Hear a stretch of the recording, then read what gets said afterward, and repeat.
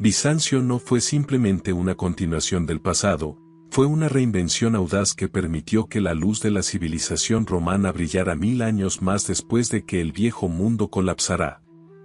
Esta es la historia de una ciudad que se convirtió en el puente entre dos eras y del hombre que tuvo la visión de construirla donde nadie más veía futuro.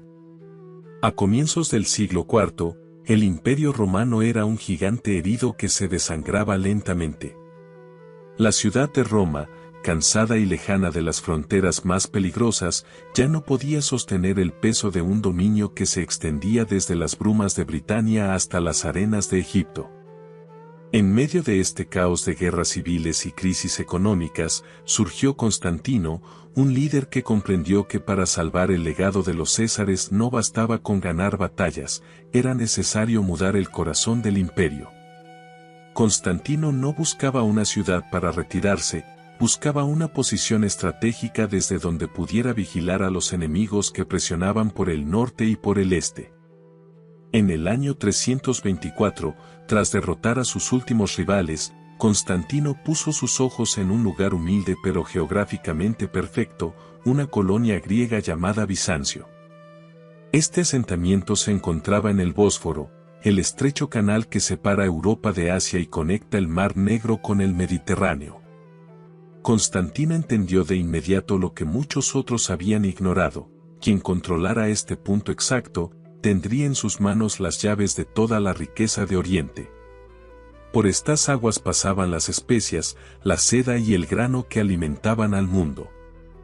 Bizancio no era solo un puerto, era la garganta del comercio mundial. La decisión de Constantino fue un golpe de genio geopolítico. Al trasladar la capital hacia el este, el emperador colocó el centro del poder mucho más cerca de las provincias más ricas y pobladas de la época.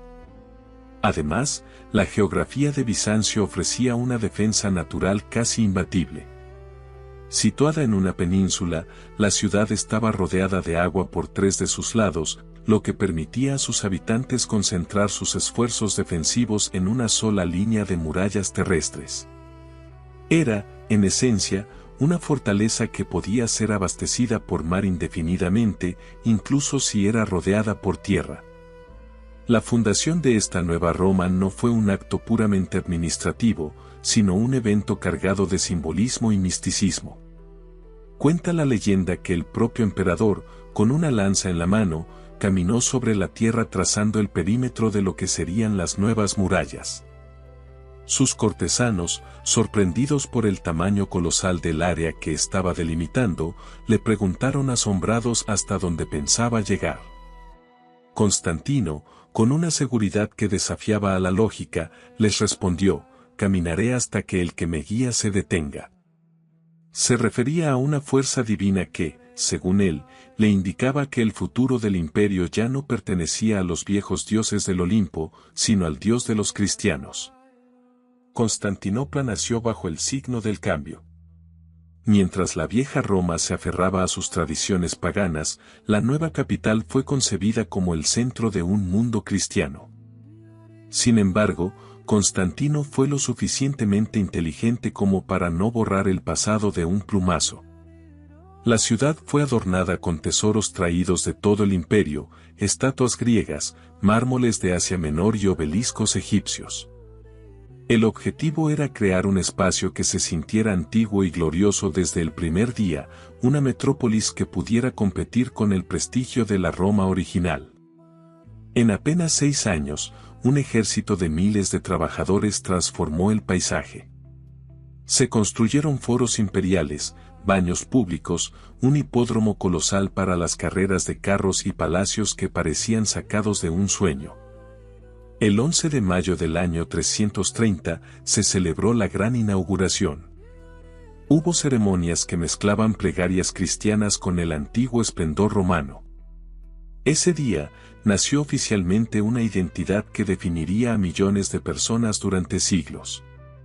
Sus habitantes no se consideraban bizantinos, un término que es un invento de historiadores modernos, ellos se llamaban a sí mismos romanos. Y estaban convencidos de que su imperio sería el último reino sobre la tierra antes del fin de los tiempos. Constantinopla no era solo una ciudad, era la encarnación de la supervivencia romana en un mundo que se estaba volviendo bárbaro. El éxito de la nueva capital fue tan fulminante que pronto superó en población y riqueza a la vieja Roma.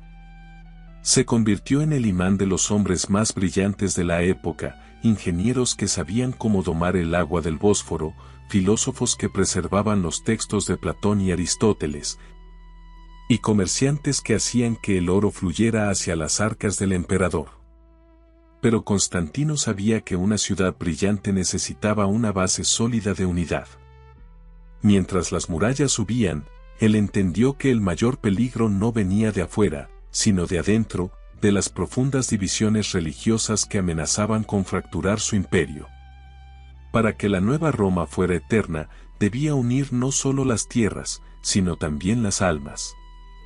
Con este objetivo, el emperador se preparó para convocar una asamblea que cambiaría la historia de la religión para siempre, sentando las bases de una fe que sería el escudo de Bizancio durante 1000 años. Mientras las piedras de Constantinopla se asentaban, una tormenta de ideas amenazaba con derribar el imperio antes de que sus muros estuvieran terminados. El cristianismo, que apenas unos años antes era una fe perseguida en las sombras de las catacumbas, se había convertido en el alma de la nueva Roma, pero era un alma dividida. No era una lucha por territorios o dinero, sino algo mucho más profundo, una batalla por la definición de la verdad. En el centro de este conflicto estaba un sacerdote de Alejandría llamado Arrio, un hombre elocuente que comenzó a enseñar que Jesús no era igual a Dios Padre, sino una creación suya. Alguien superior a los humanos pero inferior a lo divino. Para muchos, esto no era solo un detalle técnico, era una idea que podía romper la unidad que Constantino tanto necesitaba. Para entender por qué esto importaba tanto, debemos ver el imperio como un edificio que necesitaba un solo plano para sostenerse. Constantino, que era un general acostumbrado a la disciplina militar, no podía permitir que los obispos se pelearan en las calles por interpretaciones de los libros sagrados.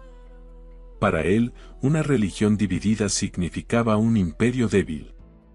Así, en el año 325, el emperador tomó una decisión sin precedentes, convocó a todos los líderes de la Iglesia a una gran reunión en la ciudad de Nicea. Fue el primer gran parlamento de la fe.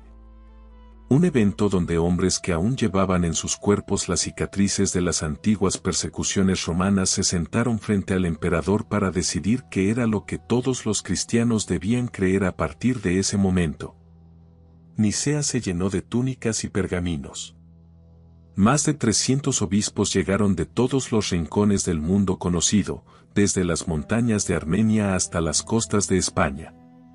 Constantino, aunque no era un experto en teología, presidió la reunión vestido con sus mejores galas de púrpura y oro. Él no quería discutir sobre filosofía, quería paz. El ambiente era eléctrico. Arrio defendía su postura con lógica, mientras sus oponentes, liderados por un joven diácono llamado Atanasio, argumentaban que si Jesús no era Dios mismo, entonces el cristianismo perdía su fuerza salvadora. El debate fue tan intenso que cuenta la tradición que incluso hubo bofetadas entre los presentes. El emperador escuchaba, mediaba y, sobre todo, presionaba para llegar a un acuerdo que todos pudieran firmar. Finalmente, nació lo que hoy conocemos como el símbolo de la fe o el credo de Nicea. Fue un documento breve pero con un poder inmenso. En él se estableció, de manera definitiva para el imperio, que Jesús era de la misma naturaleza que el Padre. Para explicar esto de forma sencilla, los obispos crearon una regla de juego clara: no había niveles de divinidad, Dios era uno solo en 3 personas. Aquellos que no aceptaran esta regla serían llamados herejes, una palabra que en ese entonces significaba simplemente alguien que elige un camino diferente al oficial. Arrio fue exiliado y sus libros quemados. Constantino había logrado lo que buscaba, un fundamento espiritual sólido sobre el cual construir su civilización. Esta unión entre el trono y el altar cambió la cara de Bizancio para siempre. El emperador ya no era solo un gobernante político, se convirtió en el protector de la fe, en el 13º apóstol. A partir de Nicea, la política y la religión se volvieron inseparables. Las decisiones de los concilios se convirtieron en leyes del Estado y los obispos en figuras con un poder que rivalizaba con el de los gobernadores. Bizancio se transformó en una teocracia, un lugar donde el orden en la tierra debía ser un reflejo del orden en el cielo. La unidad religiosa permitió que el imperio sobreviviera a crisis que habrían destruido a cualquier otra nación, porque sus ciudadanos sentían que no solo defendían sus hogares, sino la verdad divina misma. Sin embargo, imponer la unidad no era tan fácil como firmar un pergamino. Las ideas de Arrio no desaparecieron de la noche a la mañana, se extendieron entre los pueblos bárbaros que rodeaban el imperio, creando tensiones que durarían siglos. Pero en Constantinopla, la decisión de Nicea permitió que la cultura floreciera con una nueva dirección. Se empezaron a construir iglesias que no eran solo edificios, sino sermones hechos de piedra y luz. El arte bizantino comenzó a tomar forma, alejándose del realismo romano para buscar algo más espiritual y eterno. La ciudad se llenó de reliquias y monasterios, convirtiéndose en el faro de la cristiandad. A pesar de esta victoria por la unidad, el camino de Bizancio nunca fue plano. Cada vez que el imperio parecía haber resuelto un problema, surgía uno nuevo, a menudo más complejo. Constantino había dado a luz a un imperio y a una iglesia unida, pero tras su muerte, sus sucesores heredaron un mundo de intrigas y ambiciones que pondrían a prueba la resistencia de la nueva Roma. La paz de Nicea fue solo el comienzo de una lucha constante por mantener el equilibrio entre el poder de los hombres y la voluntad de Dios. Con el tiempo, esta tensión llevaría al ascenso de gobernantes que intentarían llevar el imperio a su máximo esplendor, pero para lograrlo, tendrían que enfrentar rebeliones internas que casi borran a la ciudad del mapa. La tensión entre el poder de los hombres y la voluntad divina que surgió tras la muerte de Constantino encontró su punto máximo 2 siglos después, cuando el trono de la Nueva Roma fue ocupado por una pareja que parecía sacada de una leyenda imposible. Él era un campesino analfabeto de las montañas de Iliria que había llegado a la capital siguiendo los pasos de su tío soldado. Ella era una actriz de circo, hija de un domador de osos, que había pasado su juventud en los escenarios más bajos y oscuros de la ciudad. Sin embargo, juntos, Justiniano y Teodora no solo gobernaron Bizancio, lo reconstruyeron a su imagen y semejanza, demostrando que en Constantinopla el destino no dependía de la sangre, sino de la astucia y una voluntad inquebrantable. Cuando Justiniano ascendió al poder en el año 527, traía consigo una obsesión que dominaba cada uno de sus pensamientos, la renovatio imperii, o la restauración del imperio. Justiniano no se veía a sí mismo como un gobernante de Oriente, él se sentía el legítimo heredero de los Césares y no podía aceptar que las tierras de Italia, África y España estuvieran en manos de tribus bárbaras. Para él, el imperio era un cuerpo herido al que le faltaban sus extremidades originales y estaba decidido a recuperarlas costara lo que costara. Pero Justiniano, a pesar de su inmensa capacidad de trabajo y su atención a los detalles, era a menudo un hombre indeciso y cauteloso. Necesitaba un motor, alguien que no temiera al peligro ni a las críticas, y encontró ese motor en Teodora. El matrimonio entre el emperador y la antigua actriz escandalizó a la aristocracia de Constantinopla. Para los nobles, Teodora era una mancha en la púrpura imperial, pero para Justiniano, ella era su columna vertebral. Teodora poseía una inteligencia política que pocos hombres de su tiempo podían igualar. Ella comprendía el alma de la ciudad, conocía las debilidades de los poderosos y la desesperación de los pobres. No era simplemente la esposa del emperador, era su socia activa en el gobierno. Juntos formaron un equipo donde Justiniano planificaba y legislaba desde su despacho, trabajando hasta altas horas de la noche, mientras Teodora vigilaba las intrigas de la corte. recibía embajadores y se aseguraba de que la voluntad imperial se cumpliera en cada rincón del palacio. Esta unión de voluntades lanzó a Bizancio a una era de expansión sin precedentes. Justiniano envió a sus generales, hombres brillantes como Belisario, a cruzar los mares para reconquistar el antiguo mundo romano. Fue una época de gloria militar donde el nombre de Constantinopla volvió a resonar con miedo y respeto en las costas de Cartago y en las calles de la vieja Roma. Pero esta ambición exterior requería un control interno de hierro. Justiniano comenzó a centralizar todo el poder en su persona. Él quería ser el único juez, el único legislador y el único protector de la fe. Bajo su mando, la burocracia imperial se volvió más eficiente, pero también más asfixiante. Los impuestos subieron para financiar las guerras y las grandes construcciones, y pronto, el entusiasmo inicial del pueblo empezó a transformarse en un murmullo de descontento. A pesar de las críticas, el emperador y la emperatriz no retrocedieron. Ellos creían que su poder venía directamente de Dios y que cualquier sacrificio era justificado para alcanzar la grandeza. Justiniano era un hombre que casi no dormía, ganándose el apodo de el emperador que nunca descansa. Se sumergía en los libros de leyes, en los tratados teológicos y en los planos arquitectónicos, intentando poner orden en un mundo que siempre tendía al caos. Teodora, por su parte, se encargaba de la parte humana y a veces oscura del poder. Ella creó leyes para proteger a las mujeres, fundó refugios para las antiguas trabajadoras del circo y defendió con ferocidad a sus aliados, incluso cuando esto la ponía en conflicto con los líderes de la Iglesia. Sin embargo, gobernar un imperio con tanta intensidad tiene un precio. La presión en las calles de Constantinopla crecía día a día. El pueblo, agobiado por los recaudadores de impuestos y las estrictas leyes de Justiniano, empezó a ver en las carreras de carros del hipódromo una válvula de escape para su frustración. En Bizancio, los deportes no eran solo juegos, eran política pura. Los ciudadanos se dividían en dos grandes facciones, los azules y los verdes. Estas facciones eran como partidos políticos con sus propias milicias y líderes.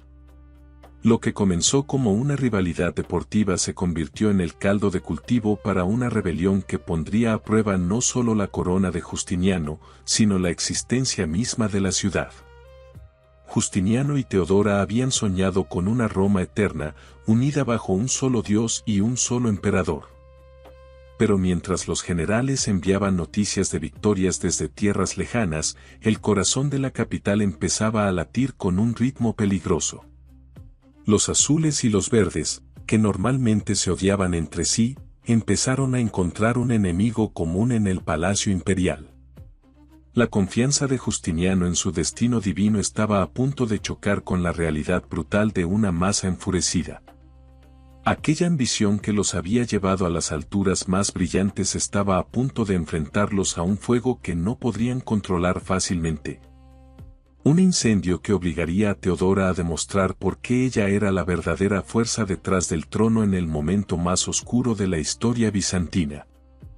El estallido comenzó donde todo en Bizancio cobraba vida o moría, en el hipódromo.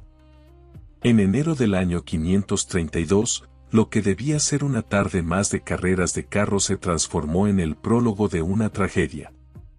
Las dos facciones rivales, los azules y los verdes, que normalmente se mataban entre sí por sus colores, hicieron algo impensable, se unieron. Un grito único empezó a retumbar en las gradas, una palabra que pronto se convertiría en un rugido que sacudiría los cimientos del palacio imperial, Nika, que en griego significa victoria. Pero esta vez, no pedían la victoria de un jinete, sino la caída de un emperador.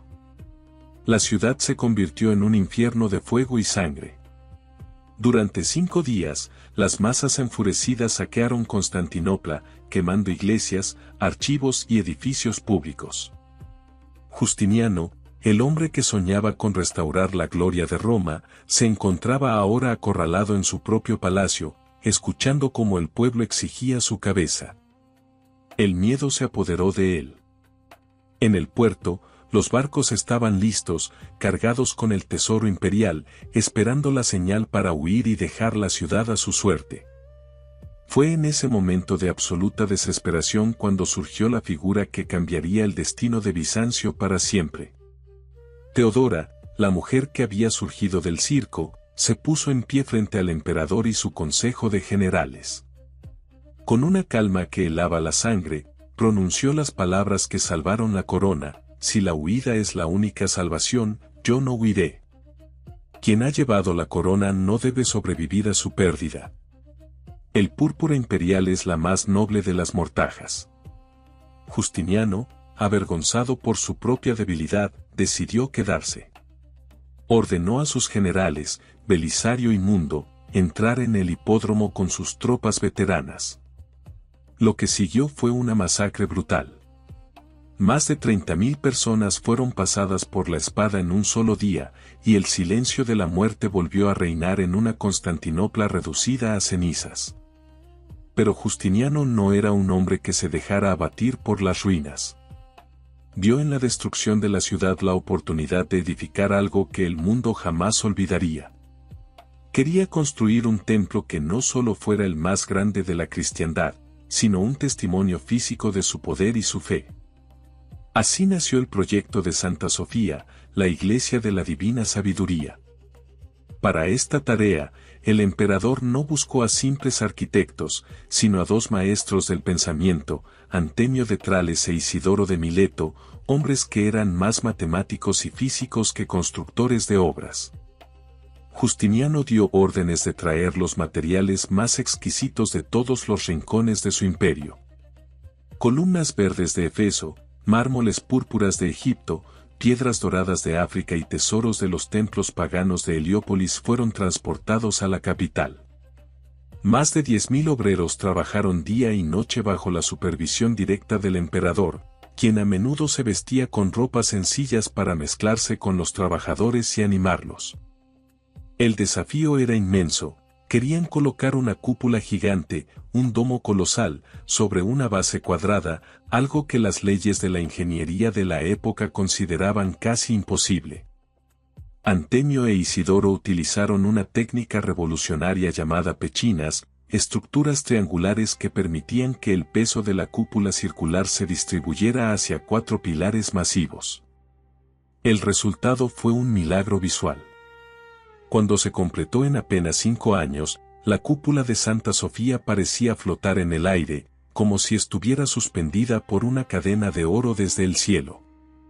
En la base del domo, abrieron 40 ventanas por las que entraba la luz del sol, creando un resplandor que hacía que el techo pareciera independiente de las paredes. Los visitantes que entraban por primera vez caían de rodillas, convencidos de que estaban en presencia de lo divino. El día de la inauguración, en diciembre del año 537, Justiniano entró al templo con lágrimas en los ojos. Caminó hacia el centro, bajo la luz dorada de los mosaicos, y exclamó con orgullo: «Salomón, te he vencido».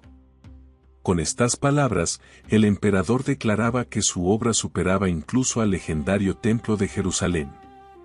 Santa Sofía se convirtió en el corazón espiritual de Bizancio, el lugar donde los emperadores eran coronados y donde el cielo parecía tocar la tierra.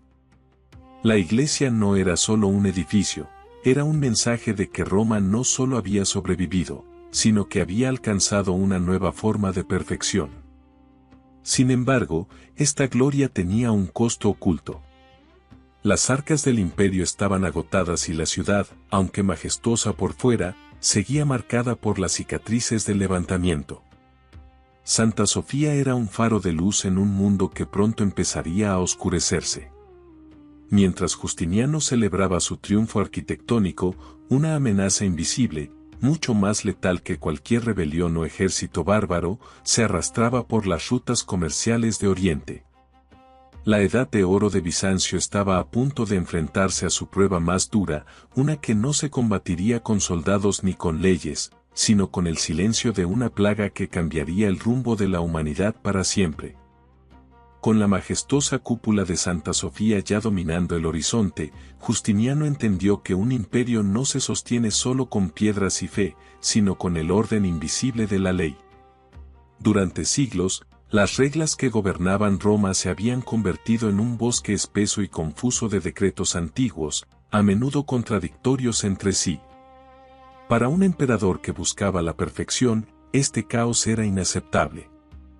Justiniano quería que cada ciudadano, desde el mercader en el puerto hasta el general en la frontera, supiera exactamente qué era lo justo. Así, se embarcó en una tarea titánica: limpiar, organizar y unificar todo el pensamiento jurídico romano en una sola obra. Para esta misión, confió en un jurista brillante llamado Triboniano. Bajo su dirección, un equipo de expertos revisó miles de pergaminos, eliminando lo que ya no servía y rescatando lo esencial. El resultado fue el Corpus Juris Civilis o Cuerpo de Derecho Civil. Para explicarlo de forma sencilla, Justiniano creó el manual de instrucciones definitivo sobre cómo vivir en sociedad. Este código no solo hablaba de crímenes graves, regulaba el matrimonio, las herencias, las deudas y la propiedad privada. Fue un regalo de Bizancio al futuro. Gran parte de las leyes que usamos hoy en Europa y América Latina tienen su raíz directa en este esfuerzo por poner orden al mundo. Justiniano sentía que, al fijar las leyes en papel, estaba asegurando la eternidad de su imperio. Pero mientras los escribas redactaban las leyes y los arquitectos decoraban los palacios, una amenaza silenciosa navegaba hacia Constantinopla. En el año 541, el destino de Bizancio cambió de forma radical y cruel.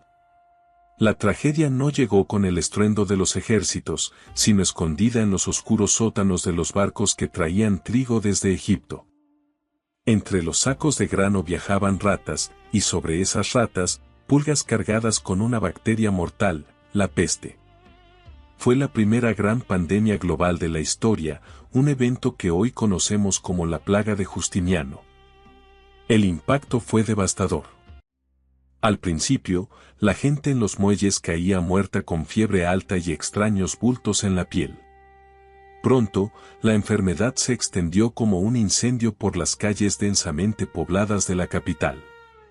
En el punto más crítico de la epidemia, se dice que morían hasta 10.000 personas al día solo en Constantinopla. La administración de la ciudad colapsó. No había suficientes cementerios, ni manos para cavar tumbas, por lo que los cadáveres se apilaban en las torres de las murallas o se arrojaban al mar. El aire de la Nueva Roma, que antes olía a incienso y especias, se llenó con el hedor de la muerte. Incluso el propio Justiniano contrajo la enfermedad. Durante semanas, el emperador estuvo entre la vida y la muerte, sumido en delirios, mientras Teodora tomaba las riendas del gobierno para evitar que el pánico disolviera el Estado. Justiniano sobrevivió, pero nunca volvió a ser el mismo hombre. La plaga no solo mató a la gente, mató el sueño de la restauración total del imperio.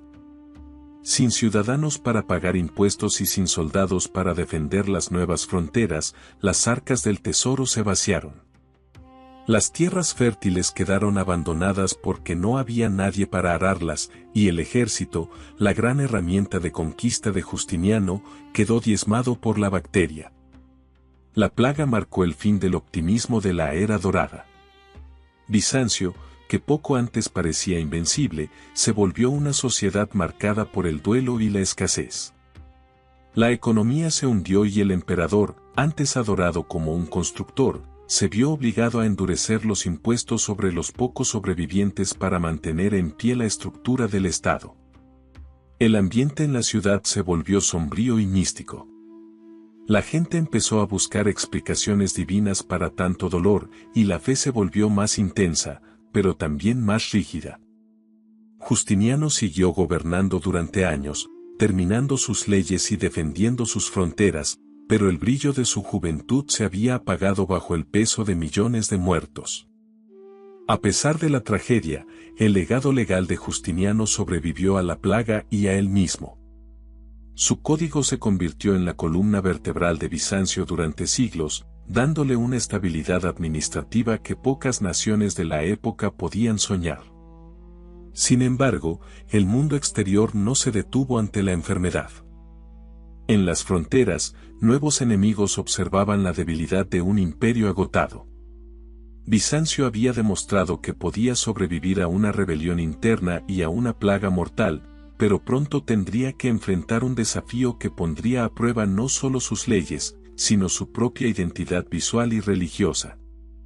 Mientras los templos se llenaban de imágenes sagradas buscando consuelo, una nueva grieta espiritual empezaba a abrirse, una que llevaría a los ciudadanos a luchar entre ellos, no por el pan o el poder, sino por el derecho a mirar el rostro de lo divino.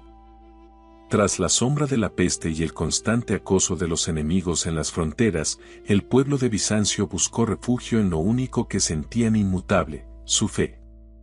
En este ambiente de supervivencia, las iglesias y los hogares se llenaron de imágenes sagradas, conocidas como iconos.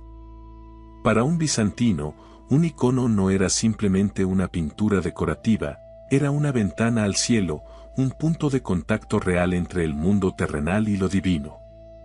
Sin embargo, esta devoción tan profunda pronto se convirtió en el centro de un conflicto violento que desgarraría a la sociedad por dentro, una lucha que no se libraría con espadas contra invasores, sino con martillos contra la madera y el lienzo. En el año 726, la naturaleza misma pareció enviar una señal aterradora. Una gigantesca erupción volcánica en el mar Egeo cubrió el cielo de cenizas y provocó tsunamis que golpearon las costas. El emperador de ese momento, León III, un soldado rudo proveniente de las montañas, interpretó este desastre como una prueba irrefutable de la ira de Dios. Convencido de que el imperio estaba siendo castigado, León buscó una causa y creyó encontrarla en los 10 mandamientos, específicamente en la prohibición de adorar imágenes talladas. Así nació la iconoclasia, una palabra que significa literalmente romper imágenes. Para el emperador, los iconos se habían convertido en ídolos, y su destrucción era la única forma de recuperar el favor divino.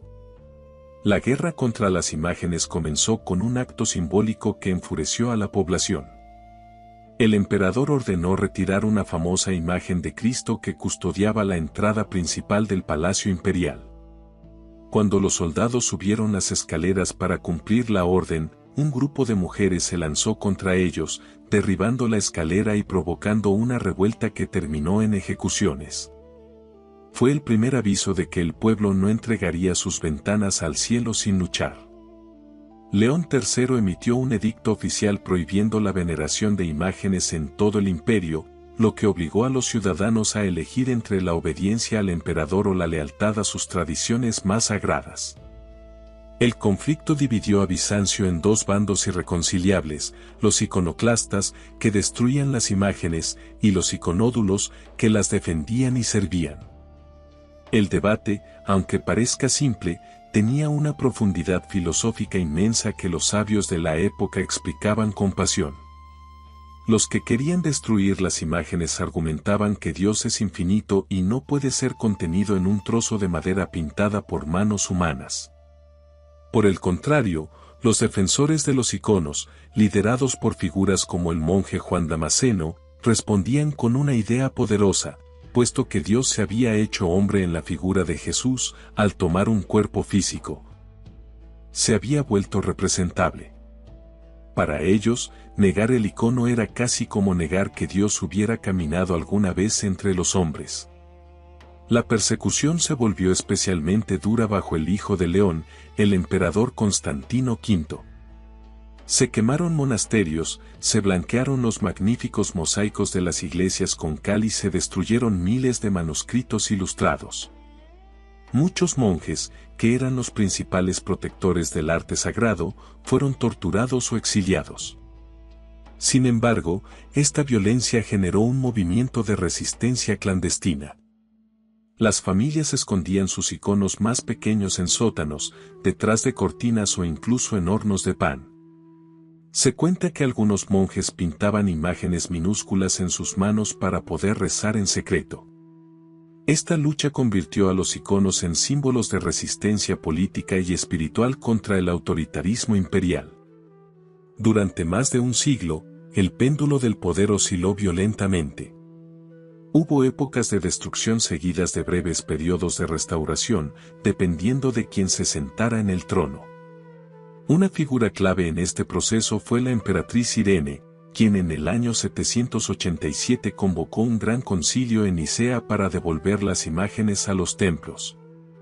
Pero la paz definitiva no llegaría hasta el año 843, gracias a otra mujer fuerte, la emperatriz Teodora. Ella puso fin oficialmente a la destrucción en un evento que la Iglesia todavía celebra hoy como el triunfo de la ortodoxia.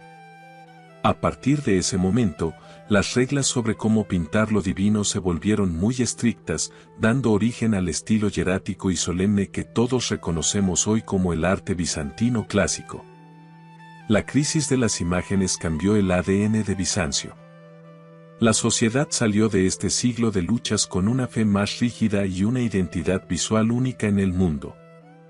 El arte ya no buscaba imitar la realidad física, sino sugerir la realidad espiritual. Los rostros en las paredes de las iglesias se volvieron alargados, con ojos grandes que parecían mirar directamente al alma del espectador. Bizancio había sobrevivido a su propio desgarro interno, pero mientras las iglesias se volvían a llenar de color y luz, los desafíos militares no daban tregua. El imperio necesitaba algo más que fe para defenderse, necesitaba secretos tecnológicos y murallas que no pudieran ser derribadas por ningún fuego humano. Con las imágenes restauradas y el espíritu unificado, los emperadores se concentraron en perfeccionar la defensa de la capital. Constantinopla no era solo el centro de la fe, sino el almacén de los secretos militares más celosamente guardados del mundo antiguo. Para proteger este legado, Bizancio desarrolló armas que parecían pura magia negra a los ojos de sus enemigos. Herramientas de guerra que permitirían a la ciudad de los iconos resistir asedios que habrían borrado cualquier otra capital del mapa. La supervivencia de la Nueva Roma dependía ahora de un fuego que podía arder incluso sobre las olas del mar, un secreto que se convertiría en el escudo invisible de la cristiandad por los siglos venideros. Bizancio no solo se defendía con rezos e iconos. Mientras los monjes recuperaban el color en las paredes de las iglesias, los ingenieros imperiales trabajaban en los sótanos más oscuros del palacio perfeccionando la tecnología militar más aterradora y secreta del mundo antiguo. Durante 1000 años, Constantinopla fue como una isla de piedra y oro rodeada de enemigos, y su supervivencia no fue un milagro casual, sino el resultado de una ingeniería defensiva que parecía estar siglos por delante de su tiempo. Si la fe era el alma del imperio, sus murallas y sus secretos químicos eran el escudo físico que impedía que esa alma fuera aplastada. Para entender por qué la ciudad era invencible, primero debemos mirar sus muros. Las llamadas murallas teodosianas eran la estructura defensiva más sofisticada de la Edad Media. No era simplemente una pared alta, sino un sistema triple de protección. Primero, un asaltante se encontraba con un foso profundo lleno de agua. Si lograba cruzarlo, debía escalar una primera muralla baja. Si sobrevivía a eso, se enfrentaba a una segunda muralla mucho más alta y robusta, protegida por torres desde donde los arqueros tenían una visión total. Este diseño permitía que una fuerza pequeña de soldados pudiera rechazar a ejércitos 10 veces superiores. Durante siglos, reyes y sultanes llegaron hasta aquí, miraron estas murallas y, simplemente, se dieron la vuelta sabiendo que entrar por la fuerza era imposible. Sin embargo, el mayor peligro no siempre venía por tierra. Constantinopla era una ciudad marítima, y su mayor debilidad era el acceso por el mar. Para solucionar esto, los bizantinos instalaron una defensa colosal, una cadena de hierro gigante que cruzaba la entrada del Cuerno de Oro, el puerto principal de la ciudad. Esta cadena, sostenida por boyas de madera, podía subirse o bajarse a voluntad. Cuando una flota enemiga intentaba entrar, los bizantinos tensaban la cadena, destrozando los cascos de los barcos o dejándolos atrapados como peces en una red, mientras las catapultas desde las murallas los bombardeaban con piedras. Pero el verdadero terror de los mares, el arma que permitió a Bizancio salvarse de la desaparición total, fue el misterioso fuego griego. Imaginen una sustancia líquida que, al ser lanzada, se encendía instantáneamente y, lo más aterrador de todo, no se apagaba con el agua. Al contrario, el agua parecía alimentar las llamas. Era el equivalente antiguo al napalm. Esta mezcla química era lanzada desde los barcos bizantinos, llamados dromones, a través de unos tubos de bronce llamados sifones. Los sifones funcionaban como una especie de lanzallamas primitivo que escupía fuego directamente sobre las cubiertas de madera de los barcos enemigos. El efecto psicológico del fuego griego era tan potente como su daño físico. Los marineros enemigos, al ver que sus barcos ardían en medio del océano y que el agua solo hacía que el fuego fuera más intenso, entraban en un pánico absoluto. Muchos creían que los bizantinos tenían pactos con fuerzas oscuras o que dominaban la magia negra. Gracias a este arma, en el año 678, Bizancio logró destruir una gigantesca flota árabe que amenazaba con tomar la ciudad, un evento que cambió la historia del mundo. Pues si Constantinopla hubiera caído en ese momento, el destino de toda Europa habría sido muy distinto. Lo más fascinante del fuego griego es que su receta era el secreto de estado mejor guardado de la historia. Solo el emperador y una pequeña familia de artesanos conocían los ingredientes exactos. Se dice que la fórmula se transmitía de forma oral, de padre a hijo, y que revelarla se castigaba con la muerte más dolorosa. El secreto era tan efectivo que, incluso hoy, los científicos e historiadores no saben con total certeza qué contenía. Algunos creen que era una mezcla de petróleo, resina de pino, azufre y cal viva. Este misterio permitió que Bizancio mantuviera una ventaja tecnológica sobre sus rivales durante siglos, aunque los enemigos capturaran los barcos o los sifones, no servían de nada sin la sangre del sistema. El líquido ardiente. Esta superioridad militar le dio a la capital un aire de eternidad. Mientras otras ciudades del mundo eran saqueadas y destruidas, Constantinopla permanecía intacta, creciendo en riqueza y sofisticación. Pero la seguridad de las murallas y el poder del fuego griego crearon un ambiente muy particular dentro de la ciudad.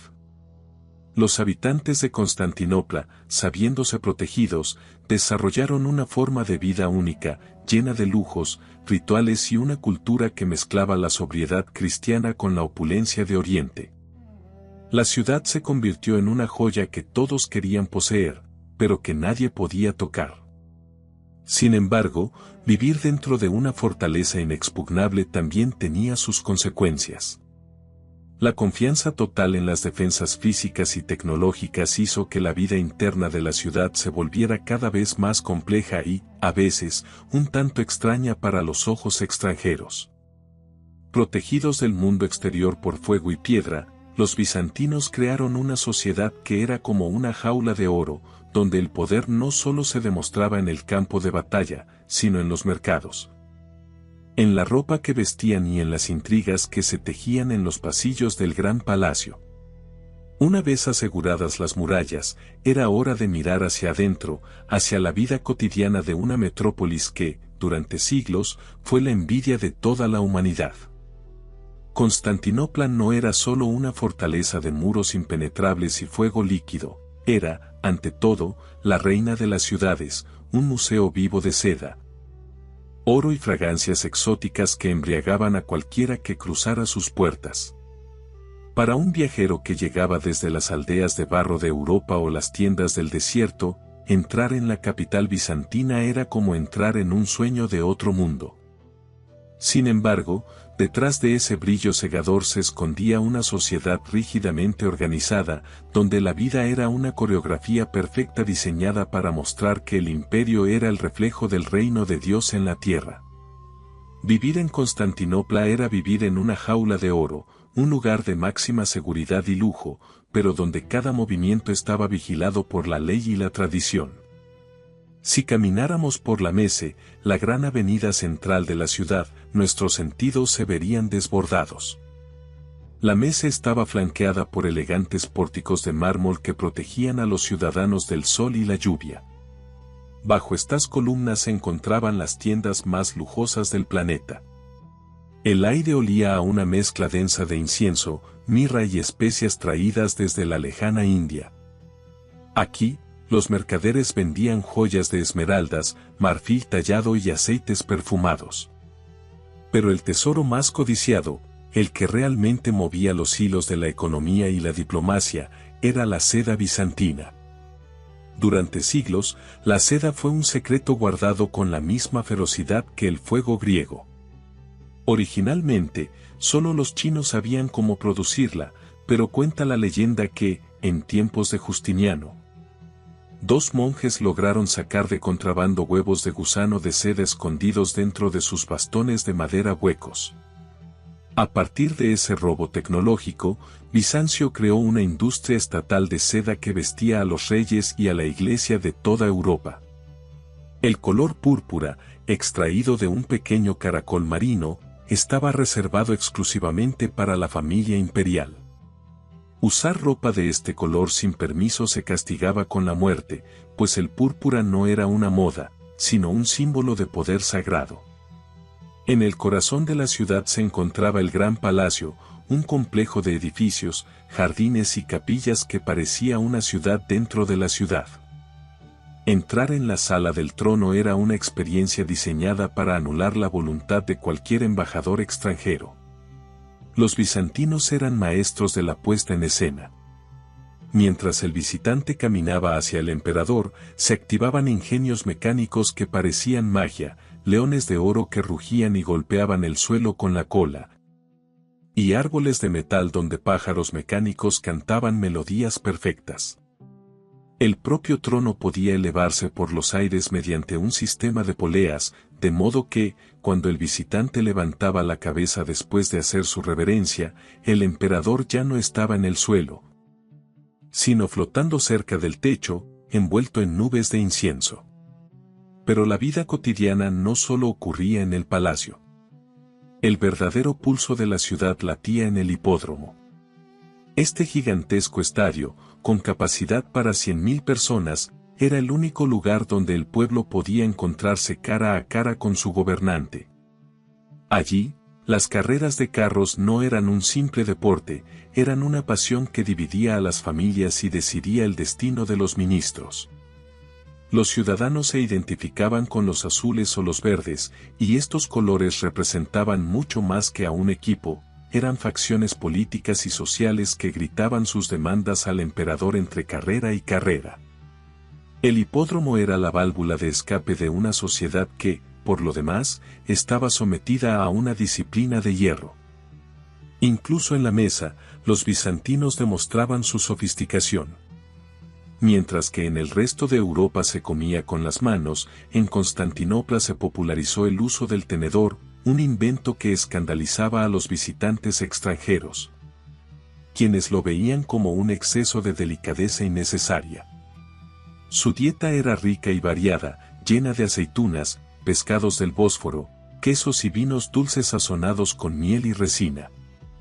Sin embargo, esta abundancia tenía un precio: los impuestos. Para mantener el brillo de la capital, las murallas y el ejército, el Estado bizantino exprimía cada moneda de sus ciudadanos a través de una burocracia eficiente y a menudo despiadada de recaudadores. Vivir en Constantinopla significaba también estar inmerso en un ciclo interminable de ceremonias religiosas y civiles. El calendario estaba lleno de procesiones donde las reliquias sagradas, como el manto de la Virgen o los fragmentos de la verdadera cruz, eran paseadas por las calles. Estas ceremonias daban a los habitantes una sensación de seguridad absoluta, creían que su ciudad estaba protegida personalmente por la Madre de Dios. Esta confianza les permitía dormir tranquilos mientras los enemigos golpeaban las murallas terrestres, convencidos de que su jaula de oro era eterna e indestructible. Pero las jaulas, por muy doradas que sean, pueden volverse prisiones cuando el mundo exterior empieza a cambiar más rápido de lo que sus muros pueden contener. Bizancio se sentía tan superior, tan envuelta en su propia gloria y rituales, que a menudo ignoraba las tormentas que se gestaban en el horizonte. Mientras los ciudadanos de Constantinopla discutían sobre teología en las tabernas y apostaban en el hipódromo, en los desiertos del sur estaba surgiendo una fuerza nueva y apasionada que no entendía de protocolos imperiales ni de pájaros mecánicos. El imperio estaba a punto de descubrir que ni el fuego griego ni el oro de sus palacios serían suficientes para detener una marea que amenazaba con devorar las provincias que durante siglos habían alimentado a la reina de las ciudades. Mientras los ciudadanos de Constantinopla discutían sobre teología en las tabernas y apostaban en el hipódromo, en los desiertos del sur estaba surgiendo una fuerza nueva y apasionada que no entendía de protocolos imperiales ni de pájaros mecánicos. El imperio estaba a punto de descubrir que ni el fuego griego ni el oro de sus palacios serían suficientes para detener una marea que amenazaba con devorar las provincias que durante siglos habían alimentado a la reina de las ciudades. Esta nueva fuerza era el Islam, y su ascenso fue tan rápido y violento que pareció, a ojos de los bizantinos, un castigo divino enviado para poner a prueba su fe. Para comprender la magnitud de lo que estaba ocurriendo, debemos mirar hacia la península arábiga. Allí, bajo el liderazgo del profeta Mahoma y sus sucesores, se había formado lo que llamamos un califato.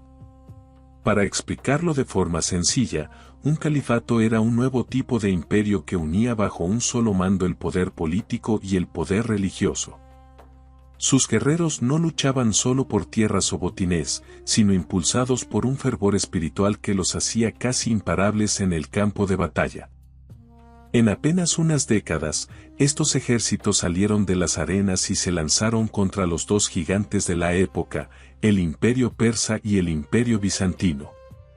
Bizancio, agotada por siglos de guerras contra los persas y debilitada por la plaga que mencionamos antes, no estaba preparada para este nuevo enemigo.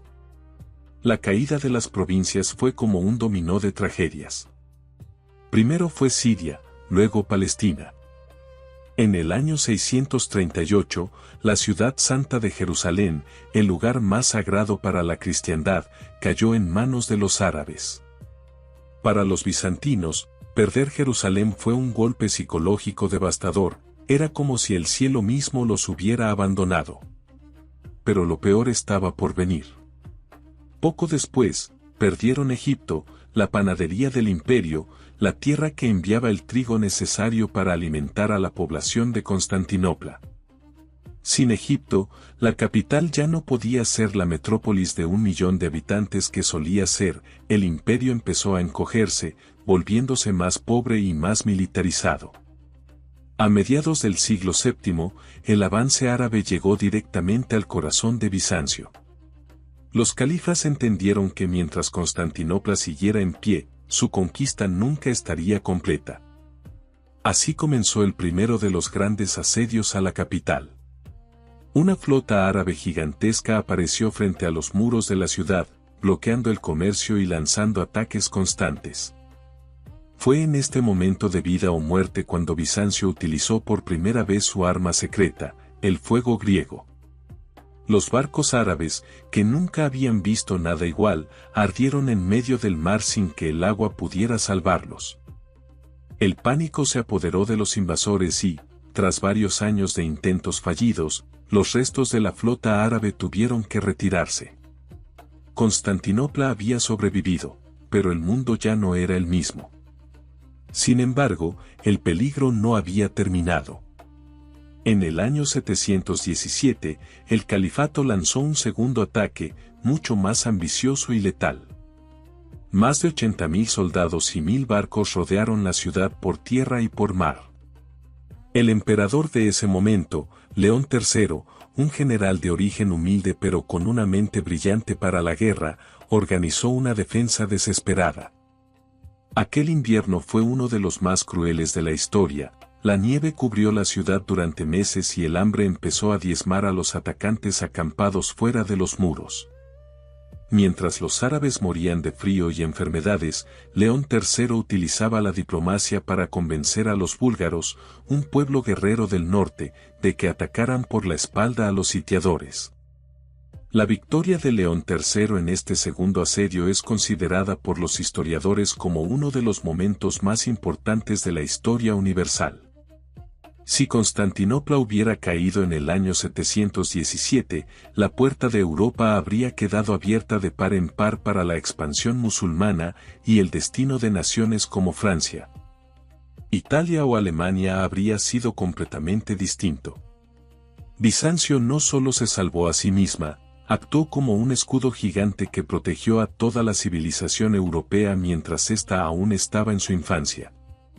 El fuego griego y las murallas teodosianas demostraron ser, una vez más, el muro infranqueable contra el que se estrellaban las ambiciones de los califas. Pero el imperio que emergió de estas guerras era una versión muy distinta de la que había soñado Constantino o Justiniano. Bizancio se convirtió en un estado de supervivencia. Las ciudades romanas, con sus foros abiertos y teatros, desaparecieron para dar paso a fortalezas cerradas y castillos en las cumbres de las montañas. La población se volvió más austera y su cultura se centró casi exclusivamente en la defensa y en la fe.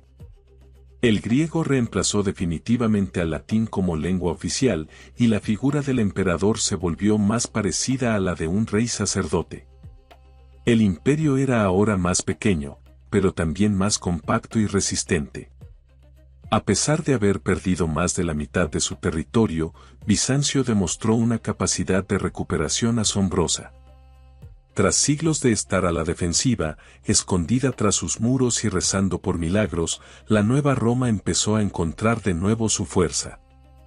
El contacto constante con el mundo árabe, a pesar de las guerras, trajo nuevos conocimientos científicos y matemáticos que los bizantinos supieron absorber.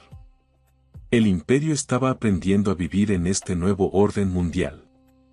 Pronto, una nueva dinastía de emperadores guerreros surgiría para demostrar que el león bizantino no estaba muerto, sino que solo estaba esperando el momento adecuado para recuperar su rugido y llevar a la ciudad de oro a una nueva y gloriosa edad de madurez. Tras siglos de estar a la defensiva, escondida tras sus muros y rezando por milagros, la nueva Roma empezó a encontrar de nuevo su fuerza. El imperio estaba aprendiendo a vivir en este nuevo orden mundial y una nueva dinastía de emperadores guerreros surgió para demostrar que el león bizantino no estaba muerto, sino que solo estaba esperando el momento adecuado para recuperar su rugido. Esta época es conocida como la dinastía macedónica, un periodo que los historiadores llaman el segundo siglo de oro de Bizancio. Para explicarlo de forma sencilla, una dinastía es simplemente una familia que hereda el trono generación tras generación, y los macedonios trajeron consigo una energía que el imperio no había visto desde los tiempos de Justiniano. Bajo este nuevo liderazgo, Bizancio dejó de ser un estado que solo intentaba no desaparecer para convertirse de nuevo en una potencia agresiva y expansiva. No fue solo un renacimiento militar, fue también una explosión de cultura y conocimiento. Los estudiosos en Constantinopla empezaron a rescatar y copiar los textos antiguos de la Grecia clásica que se habían perdido en el resto de Europa.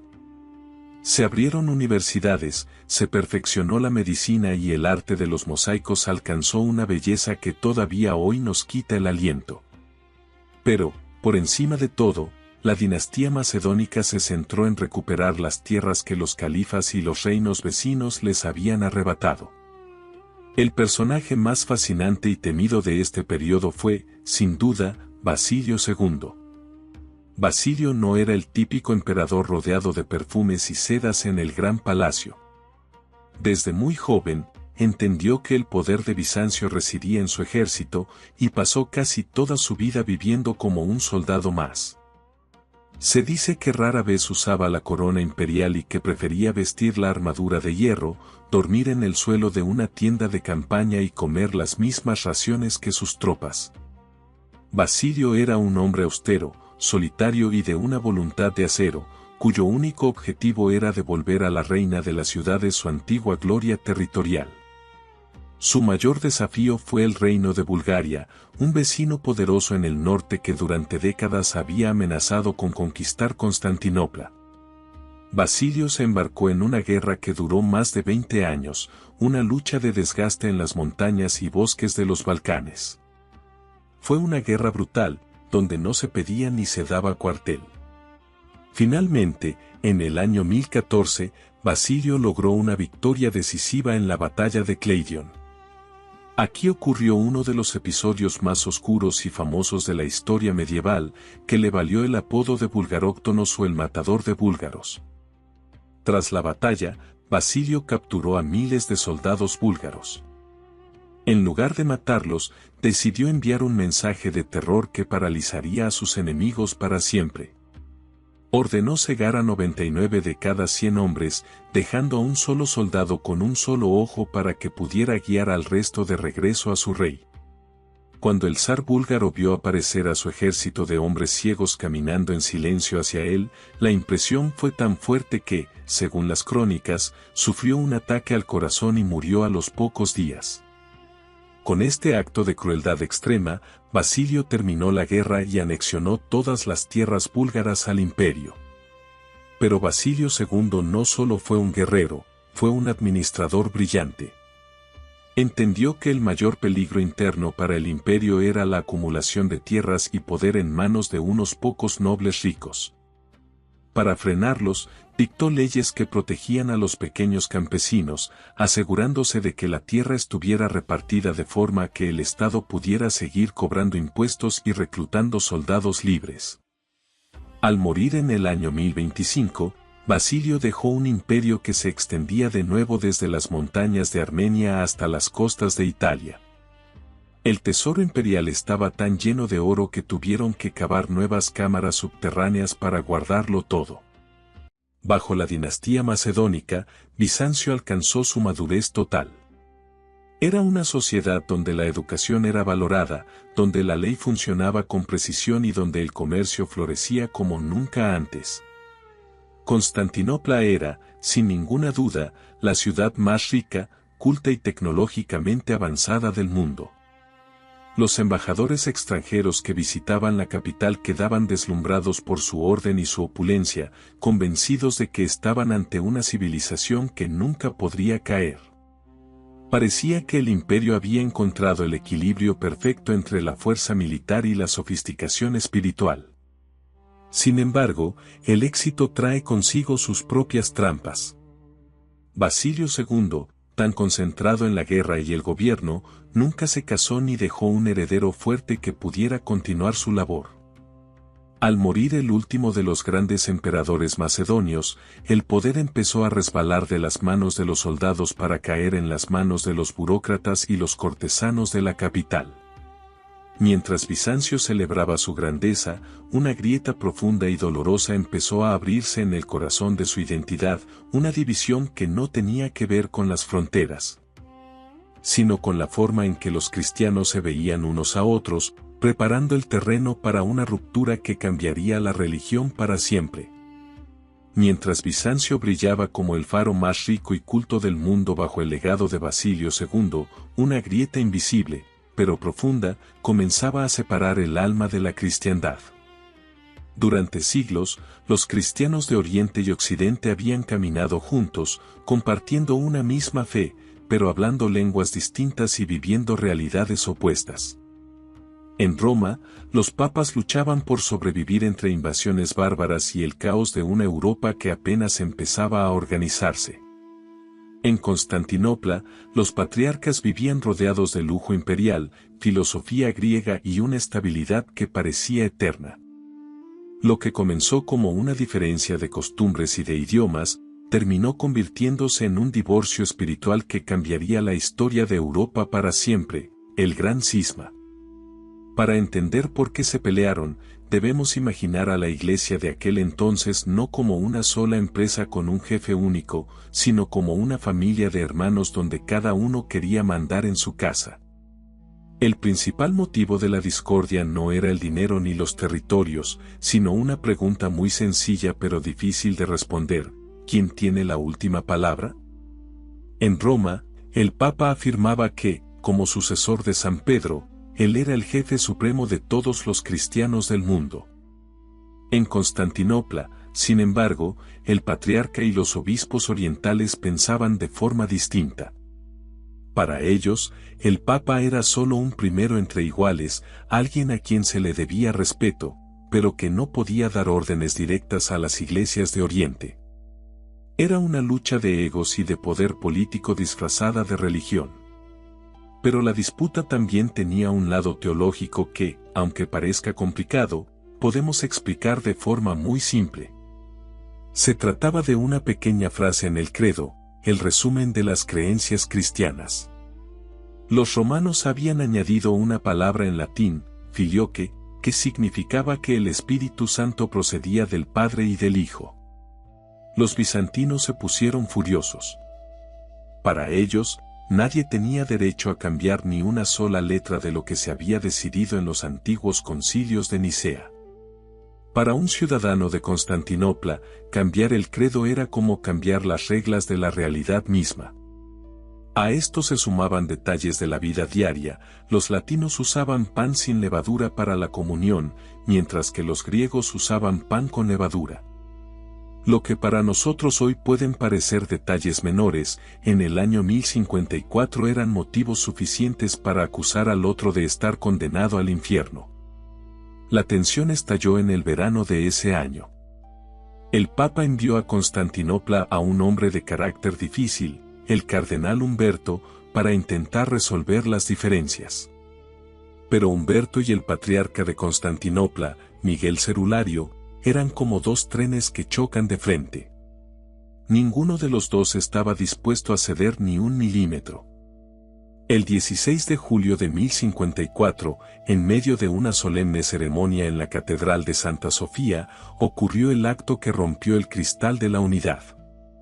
El cardenal Humberto entró al templo, caminó directamente hacia el altar principal y, frente a los sacerdotes y fieles asombrados, depositó un documento, una bula de excomunión.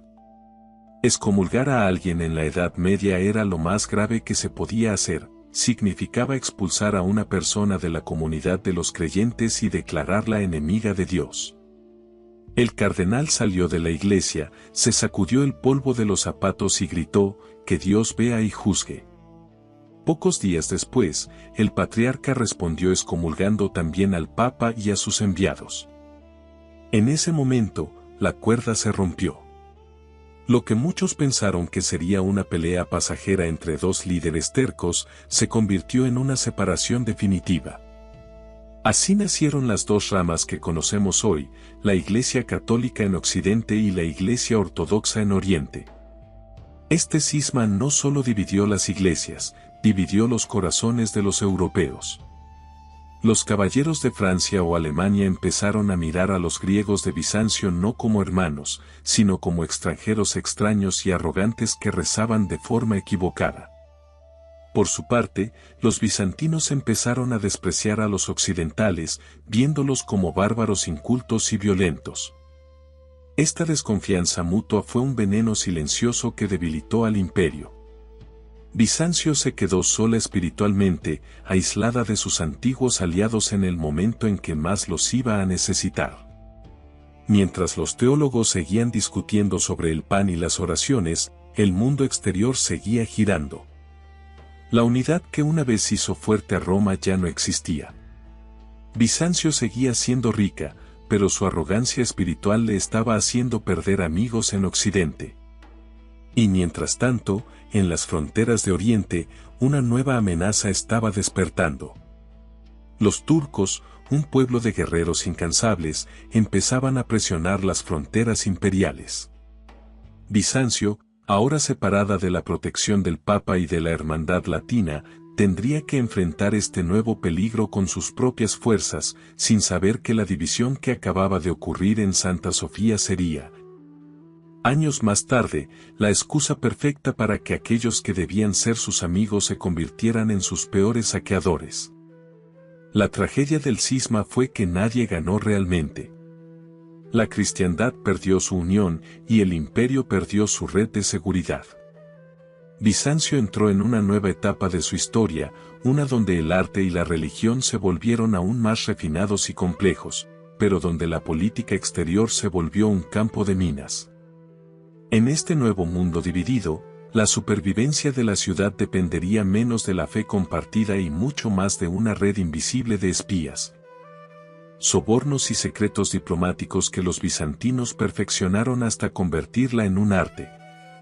Una red que se tejía en los rincones oscuros del palacio donde hombres sin familia ni futuro personal movían los hilos del destino. La soledad espiritual que dejó el cisma obligó a Bizancio a perfeccionar un arma que no necesitaba de bendiciones papales ni de ejércitos masivos: el intelecto. Durante siglos, el mundo exterior miró a Constantinopla con una mezcla de admiración y desconfianza, acuñando el término intriga bizantina para describir una forma de gobernar donde nada era lo que parecía. Mientras otros reinos resolvían sus problemas con la fuerza bruta de la espada, los bizantinos entendieron que una bolsa de oro bien entregada, un espía silencioso o una boda estratégica podían salvar más ciudades que 10 legiones. Para Bizancio, la diplomacia no era una alternativa a la guerra, era una forma superior de combate. En el corazón de este sistema se encontraba una de las figuras más fascinantes y, a menudo, malinterpretadas de la historia: el eunuco. Para explicarlo de forma sencilla, un eunuco era un hombre que, por decisión propia o familiar, había sido castrado para servir en la corte. Aunque hoy nos parezca una práctica cruel, en Bizancio los eunucos eran la élite del poder. ¿Por qué el emperador confiaba en ellos más que en nadie? La razón era puramente política: al no poder tener hijos, un eunuco no podía fundar su propia dinastía ni heredar el trono a sus descendientes. Esto los hacía, teóricamente, los servidores más leales, ya que su única familia era el propio emperador. Ocupaban los puestos de ministros, generales, jefes de espionaje y consejeros íntimos, moviéndose como sombras por los pasillos del palacio y tejiendo redes de información que llegaban hasta los confines de la tierra. Bizancio creó lo que hoy llamaríamos el primer servicio de inteligencia moderno, la Oficina de Bárbaros. Esta institución no era un cuartel militar, sino un centro de análisis de datos. Su trabajo consistía en saberlo todo sobre sus vecinos. Sabían que rey extranjero era débil ante los sobornos, que príncipe estaba resentido con su padre y que tribu nómada necesitaba grano para el invierno. Con esta información, el emperador podía manipular a sus enemigos sin mover un solo soldado. Si una tribu amenazaba las fronteras, los bizantinos simplemente enviaban oro a la tribu vecina para que la atacara por la espalda. La máxima de Constantinopla era sencilla y efectiva: deja que los bárbaros se destruyan entre sí mientras nosotros seguimos disfrutando del lujo. Esta diplomacia también se basaba en la puesta en escena y en la psicología. Cuando un embajador extranjero llegaba a la capital, los bizantinos hacían todo lo posible por hacerlo sentir pequeño. Lo paseaban por las avenidas de mármol, lo deslumbraban con los mecanismos dorados del palacio y lo abrumaban con ceremonias que duraban horas. El mensaje era silencioso pero claro: somos más ricos, más sabios y estamos más cerca de Dios que tú, no te conviene ser nuestro enemigo. Los emperadores bizantinos se veían a sí mismos como los padres de una familia de reyes, donde ellos eran el padre mayor y los demás monarcas del mundo eran sus hijos menores a quienes debían educar, premiar o castigar según fuera necesario. El matrimonio era otra herramienta fundamental en este tablero de ajedrez. Las princesas bizantinas eran enviadas a casarse con reyes búlgaros, príncipes rusos o emires árabes. Estas uniones no eran por amor, sino que eran tratados de paz hechos carne. Al enviar a una hija de Constantinopla a una corte extranjera, el imperio no solo aseguraba una alianza, sino que enviaba una embajadora cultural. Con la princesa viajaban cocineros, artistas, sacerdotes y médicos, quienes poco a poco empezaban a bizantizar a la nobleza local, haciendo que esos pueblos empezaran a rezar como los bizantinos, a vestir como ellos y, sobre todo, a respetar la autoridad de la reina de las ciudades. Pero este sistema de intrigas y sobornos tenía un lado oscuro.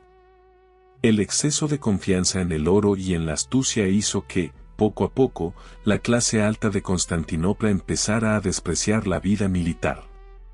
Los nobles preferían gastar el dinero en fiestas y rituales que en mantener a las tropas. El ejército, que antes era una máquina de ciudadanos soldados orgullosos, empezó a llenarse de mercenarios extranjeros, vikingos, normandos y turcos que luchaban por dinero, no por lealtad. Bizancio se volvió un gigante con pies de papel, un imperio que creía que podía comprar la paz para siempre, olvidando que el oro solo funciona mientras el enemigo tenga un precio. Mientras los eunucos susurraban en los oídos de los emperadores y los diplomáticos redactaban tratados complejos. En las lejanas fronteras orientales estaba surgiendo una amenaza que no se podía comprar con seda ni con títulos pomposos. Un nuevo grupo de guerreros, los turcos selyúcidas, hombres del desierto y de la estepa que no entendían de protocolos cortesanos, estaba avanzando hacia las tierras fértiles de Anatolia. Los bizantinos, tan acostumbrados a sus juegos de espejos y sombras, no supieron ver que esta vez la diplomacia no sería suficiente. La red de intrigas que los había mantenido a salvo durante siglos estaba a punto de enredarse en sus propios hilos, llevándolos hacia un error militar tan catastrófico que ni todo el oro del palacio podría reparar. La confianza absoluta en su propia superioridad mental los cegó ante la realidad brutal de un campo de batalla que no aceptaba sobornos. La era de los juegos diplomáticos estaba a punto de chocar frontalmente contra la realidad del acero. En un lugar llamado Manzikert, el destino de Bizancio iba a dar un giro violento, demostrando que cuando el arte de la palabra falla, el imperio queda desnudo ante la furia de aquellos que ya no quieren ser parte de su familia de reyes, sino sus únicos y absolutos dueños. La red de intrigas que los bizantinos habían tejido con tanto cuidado durante siglos estaba a punto de enredarse en sus propios hilos.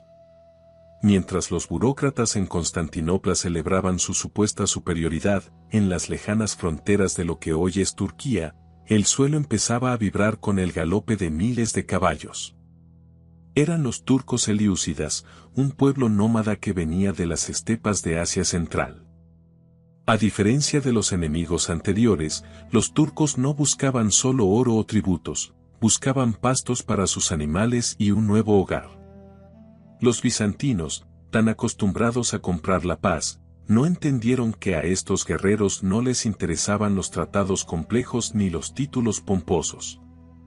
En el año 1071, la tensión llegó a su punto de quiebre.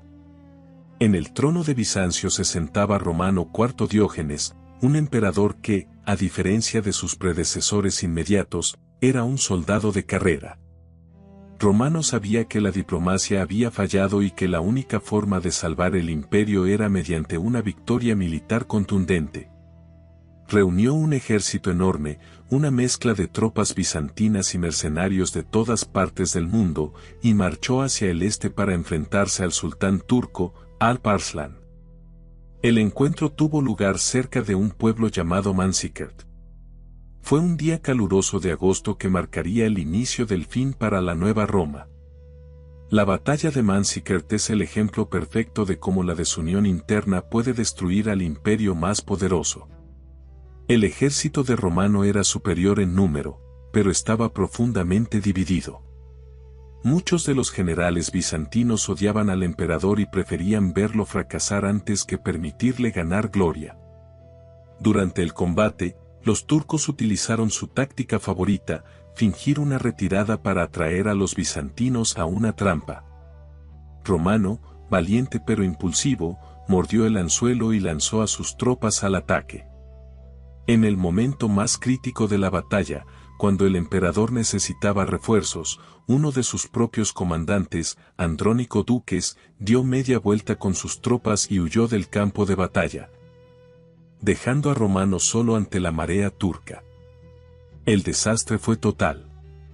Por primera vez en la historia, un emperador bizantino fue capturado vivo por un gobernante musulmán.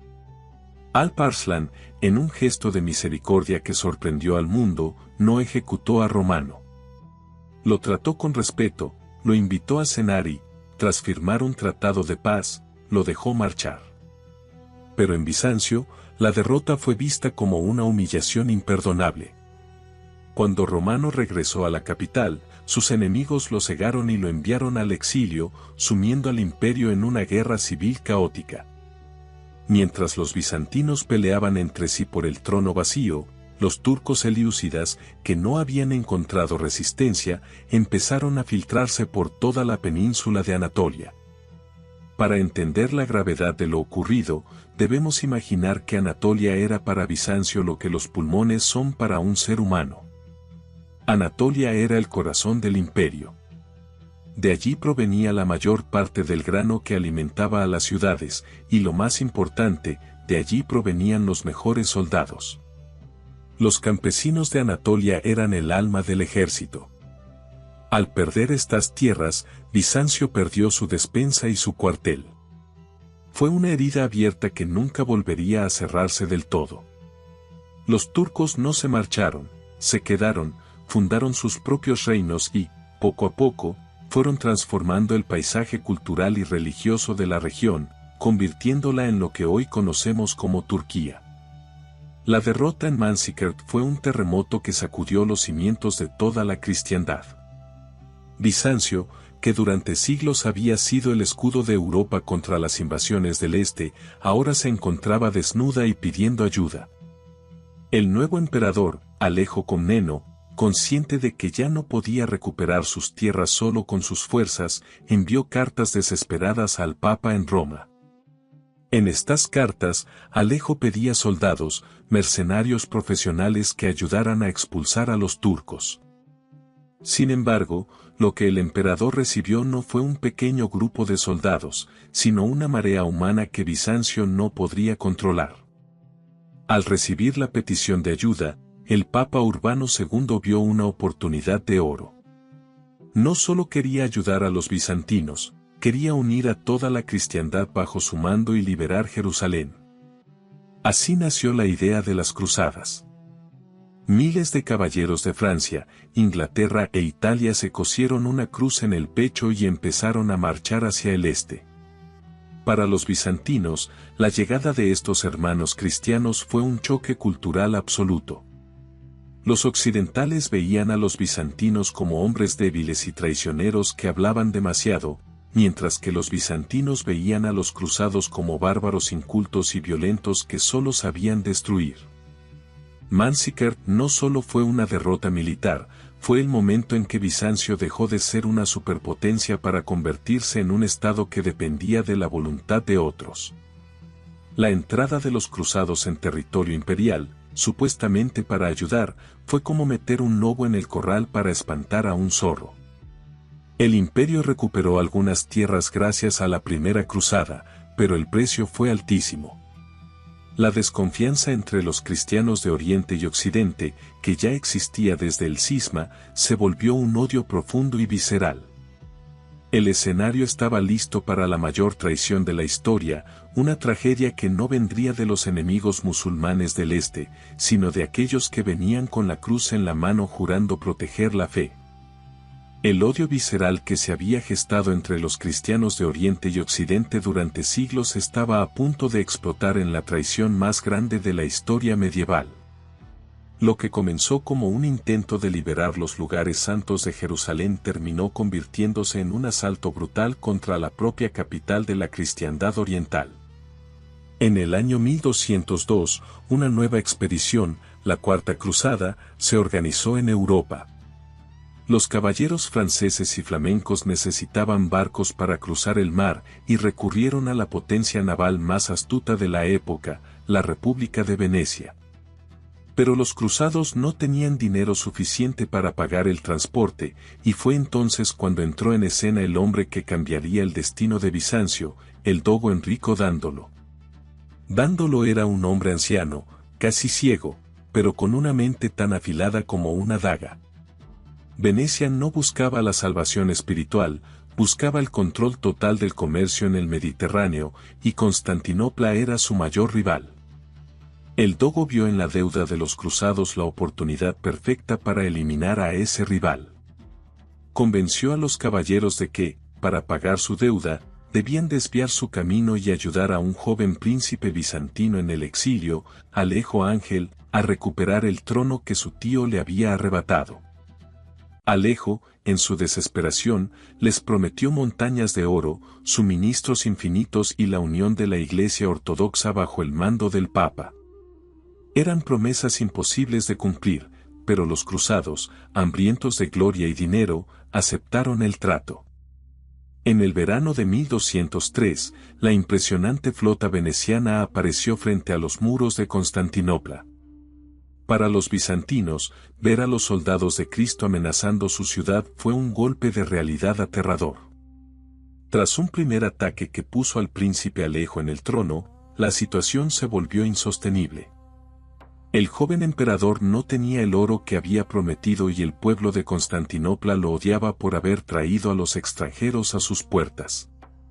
La tensión creció hasta que estalló una revuelta interna. Alejo fue asesinado y el nuevo gobierno bizantino cerró las puertas de la ciudad a los cruzados, negándose a pagar ni una moneda más. Enfurecidos y sintiéndose traicionados, los caballeros de Occidente decidieron que, si no podían obtener su recompensa de manos del emperador, la tomarían por la fuerza de la ciudad entera. El 13 de abril de 1204 ocurrió lo impensable. Tras meses de asedio, los cruzados lograron abrir una brecha en las murallas marítimas. Los barcos venecianos, equipados con puentes voladizos que se enganchaban a las torres, permitieron que los caballeros saltaran directamente sobre las defensas. Una vez dentro, la reina de las ciudades, que había resistido asedios árabes y persas durante siglos, se desmoronó. Lo que siguió no fue una ocupación militar, fue una orgía de destrucción y saqueo que duró 3 días enteros. Los soldados que llevaban la cruz cosida al hombro se lanzaron sobre las iglesias, los palacios y las casas particulares con una ferocidad que horrorizó incluso a sus propios cronistas. Entraron en Santa Sofía con sus caballos, destrozaron el altar de plata y oro para repartirse los pedazos y utilizaron los cálices sagrados para beber vino mientras se burlaban de los ritos griegos. Las bibliotecas, que custodiaban el conocimiento acumulado de la antigua Grecia y Roma, fueron incendiadas. Miles de pergaminos únicos se convirtieron en ceniza en una sola noche. Las estatuas de bronce que adornaban el hipódromo fueron fundidas para fabricar monedas.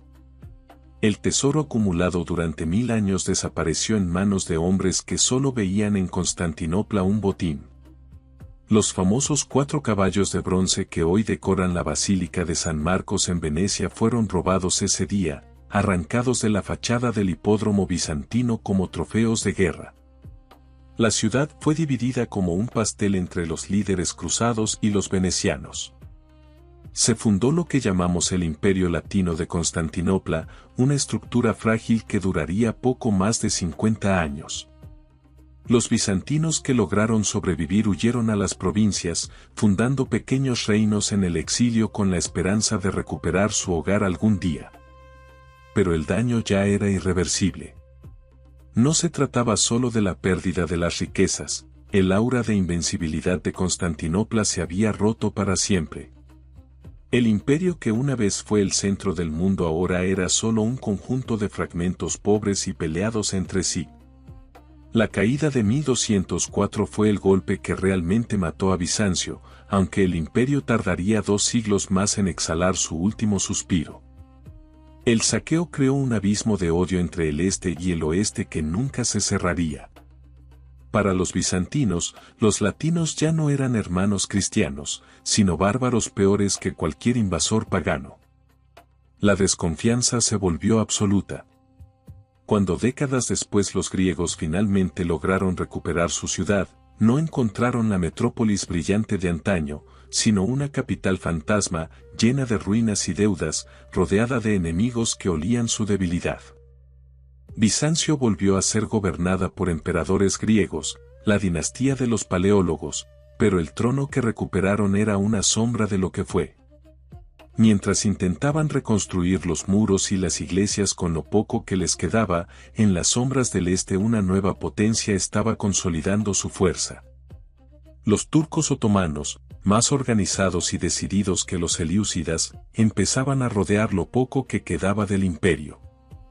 El acto final de este drama de 1000 años estaba a punto de comenzar, y esta vez, Constantinopla se encontraría sola, enfrentando a un destino que ni las murallas más altas ni la diplomacia más astuta podrían evitar. Esta es la crónica de las últimas horas de un gigante, el momento en que los cañones del joven sultán Mehmed silenciaron para siempre el eco de la antigua Roma. A mediados del siglo XV, Constantinopla ya no era la metrópolis brillante que dominaba el mundo, era poco más que un cadáver exquisito. El imperio se había encogido tanto que, básicamente, solo consistía en la ciudad dentro de sus murallas y un puñado de aldeas cercanas. Los palacios estaban vacíos, las iglesias necesitaban reparaciones urgentes y la población apenas llegaba a las 50.000 almas. Sin embargo, para el mundo, esa ciudad seguía siendo el símbolo supremo de la cristiandad y el obstáculo final para la expansión del nuevo poder que surgía en Oriente, el Imperio Otomano. En el año 1451, un joven de apenas 21 años llamado Mehmed II ascendió al trono otomano. Mehmed no era un guerrero común, era un hombre culto, políglota y un estratega obsesionado con una sola meta: capturar la ciudad que sus antepasados no habían podido conquistar. Para lograrlo, Mehmed entendió que debía vencer a las murallas teodosianas que durante 1000 años habían sido invictas. Para explicarlo de forma sencilla, el sultán recurrió a la tecnología más avanzada de su tiempo, la artillería pesada. Contrató a un ingeniero húngaro llamado Urban, quien fundió para él un cañón de bronce colosal, tan grande que necesitaba 60 bueyes para ser transportado. Este cañón podía disparar bolas de piedra de 300 kilos, convirtiendo la ingeniería antigua en polvo. Frente a él se encontraba Constantino XI, el último emperador bizantino. Constantino era un hombre valiente que sabía que su situación era desesperada. Tenía apenas 7.000 soldados para defender kilómetros de murallas contra un ejército otomano de más de 80.000 hombres.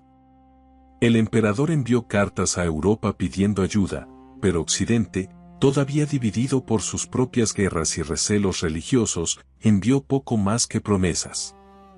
Solo unos pocos voluntarios, como el capitán genovés Giovanni Giustiniani, llegaron para luchar por una causa que parecía perdida desde el principio. Constantino sabía que el fin se acercaba, pero se negó a huir de su capital, respondiendo a las ofertas de rendición con una frase que quedó grabada en la historia: «Darte la ciudad no es mi derecho ni el de ninguno de sus habitantes». El asedio comenzó en abril de 1453. Durante semanas, los gigantescos cañones de Mehmed golpearon las murallas día y noche. El ruido era ensordecedor y la tierra vibraba con cada disparo. Los bizantinos, con un heroísmo desesperado, reparaban las brechas durante la noche utilizando sacos de arena y barriles. Mehmed, al ver que las murallas resistían, realizó una maniobra que parecía imposible, al no poder entrar en el puerto del Cuerno de Oro debido a la famosa cadena de hierro. Ordenó a sus hombres construir un camino de madera engrasado sobre las colinas. En una sola noche, los barcos otomanos fueron arrastrados por tierra y bajados al mar, apareciendo por sorpresa detrás de las defensas bizantinas. Fue un golpe psicológico mortal. La noche del 28 de mayo de 1453, el silencio se apoderó de ambos campamentos. En el lado otomano, miles de antorchas iluminaban el horizonte mientras los soldados se preparaban para el asalto final. Dentro de la ciudad, se celebró la última liturgia cristiana en Santa Sofía. Fue un momento de una tristeza infinita. Nobles, soldados y ciudadanos comunes, ortodoxos y católicos, olvidaron sus diferencias y rezaron juntos bajo la gran cúpula por última vez. Constantino XI habló a sus tropas, no como un emperador, sino como un compañero de armas, pidiéndoles que lucharan por su fe, su familia y su honor. Al amanecer del 29 de mayo, el sultán dio la señal de ataque. La lucha fue feroz. Los otomanos lanzaron oleada tras oleada contra las murallas. Los defensores resistieron con una fuerza sobrehumana, pero cuando Giustiniani, el líder de los mercenarios genoveses, resultó herido y tuvo que ser evacuado, cundió el pánico. Al mismo tiempo, un grupo de soldados otomanos encontró una pequeña puerta secundaria, la Kerkoporta, que había quedado abierta por error o por traición. Los atacantes empezaron a filtrarse en la ciudad. Al ver que todo estaba perdido, Constantino XI realizó su último acto de dignidad imperial, se quitó las insignias de emperador, su manto púrpura y su corona, para que nadie pudiera reconocerlo. Y se lanzó al corazón de la batalla como un simple soldado. Su cuerpo nunca fue encontrado, convirtiéndose en una leyenda que diría que el emperador no murió, sino que quedó dormido, esperando el momento de despertar. Constantinopla había caído. Mehmed II, ahora llamado el Conquistador, entró en la ciudad y se dirigió directamente a Santa Sofía. Al ver la magnificencia del edificio, quedó tan impresionado que prohibió a sus soldados dañarlo y ordenó que fuera convertido inmediatamente en una mezquita. Para el mundo islámico, esta era la mayor victoria de la historia, para el mundo cristiano, era el fin de una era. El sol de la antigua Roma se había puesto definitivamente sobre el Bósforo. Sin embargo, entre el humo de los incendios y el silencio de las calles conquistadas, algo de Bizancio logró escapar. Mientras las banderas otomanas ondeaban sobre las murallas, muchos sabios bizantinos huían hacia Italia llevando consigo los manuscritos de Platón, Homero y los secretos de la ciencia antigua. Lo que parecía el final absoluto de una civilización resultó ser, irónicamente, la semilla que haría florecer una nueva era en el resto del mundo. El cuerpo de la emperatriz de las ciudades había caído, pero su espíritu, su conocimiento y su arte estaban a punto de transformar el futuro de la humanidad de formas que ni el propio Constantino ni Mehmed habrían podido imaginar en aquella mañana de mayo. Cuando el humo de los cañones de Urban se disipó finalmente sobre el Bósforo y los gritos de la batalla se convirtieron en el silencio de una nueva capital, el mundo entero comprendió que algo irrepetible había terminado. Sin embargo, la historia de Bizancio es extraña y fascinante porque su muerte no fue un punto final, sino una semilla que el viento de la historia esparció por todo el planeta. Constantinopla había caído, pero el espíritu de la nueva Roma resultó ser mucho más difícil de enterrar que sus murallas de piedra. Lo que parecía el fin de una civilización fue, en realidad, el comienzo de una transformación silenciosa que todavía hoy, 500 años después, define gran parte de nuestra forma de vivir, pensar y creer. Para entender cómo Bizancio sobrevivió a su propia caída, debemos mirar hacia los puertos de Italia. En los años previos y posteriores al asedio de 1453, cientos de sabios, filósofos y artistas griegos huyeron de la ciudad llevando consigo su posesión más valiosa, sus libros. Estos hombres no traían oro, sino los manuscritos originales de Platón, Aristóteles y los grandes poetas de la antigua Grecia, textos que habían sido olvidados o perdidos en el resto de Europa durante siglos. Cuando estos refugiados llegaron a ciudades como Florencia, Venecia o Roma, encendieron una chispa intelectual que se convirtió en un incendio de creatividad. Este fenómeno es lo que hoy llamamos el Renacimiento. Sin la biblioteca viva que fue Bizancio, es muy probable que Europa nunca hubiera recuperado la luz del pensamiento clásico y nuestro arte y ciencia modernos serían hoy irreconocibles. Pero Bizancio no solo viajó hacia el oeste, su herencia también echó raíces profundas en el norte. Tras la caída de la capital, el legado de los emperadores encontró un nuevo hogar en las vastas tierras de Rusia y los Balcanes. El matrimonio de Sofía Paleólogo, sobrina del último emperador, con el gran príncipe de Moscú, llevó consigo no solo el escudo del águila bicéfala, sino también la idea de que Moscú era ahora la tercera Roma. La nueva protectora de la fe ortodoxa. De esta forma, los rituales, la música, la arquitectura de cúpulas doradas y la estructura misma del poder imperial bizantino sobrevivieron en el alma de los pueblos eslavos. Cada vez que vemos una catedral ortodoxa o escuchamos un coro bizantino, estamos escuchando el latido de un corazón que dejó de latir en Constantinopla hace siglos. Incluso sus conquistadores, los otomanos, no pudieron escapar del embrujo de Bizancio. El sultán Mehmed el Conquistador no quería borrar el pasado, quería heredarlo. Se hizo llamar Kaiser Irrum, es decir, César de Roma, y mantuvo gran parte de la burocracia y las leyes bizantinas para gobernar su nuevo imperio. La influencia fue tan poderosa que cambió incluso la forma de las ciudades islámicas. Las grandes mezquitas que hoy admiramos en Estambul, con sus cúpulas masivas y sus espacios abiertos llenos de luz, fueron construidas inspirándose directamente en la arquitectura de Santa Sofía. Bizancio sobrevivió en el diseño de los edificios, en la etiqueta de las cortes y en la gestión de las tierras de sus propios vencedores. En nuestra vida cotidiana, el legado bizantino está escondido en lugares que a menudo ignoramos. Cuando usamos un tenedor para comer, cuando seguimos las reglas del derecho civil que protegen nuestra propiedad o cuando admiramos un mosaico moderno, estamos utilizando herramientas que los bizantinos perfeccionaron. La universidad, como centro de preservación del conocimiento clásico, le debe su existencia a los copistas de Constantinopla que pasaron 1000 años protegiendo pergaminos de la humedad y el olvido. Incluso nuestra forma de entender la diplomacia, con sus embajadores, sus protocolos y sus negociaciones estratégicas, nació en las oficinas del Palacio Imperial Bizantino. La historia de Bizancio nos enseña una lección fundamental sobre la civilización: nada que sea verdaderamente valioso desaparece del todo. Durante 1000 años, este imperio actuó como un puente gigantesco. Un puente que unió la antigüedad clásica con el mundo moderno, un puente que conectó a Oriente con Occidente y que protegió la herencia de Roma mientras el resto del mundo estaba sumido en la oscuridad. Bizancio fue el escudo que permitió que Europa creciera, el almacén que guardó la sabiduría de los filósofos y el laboratorio donde se mezclaron la fe y la razón para crear un arte que todavía nos parece celestial.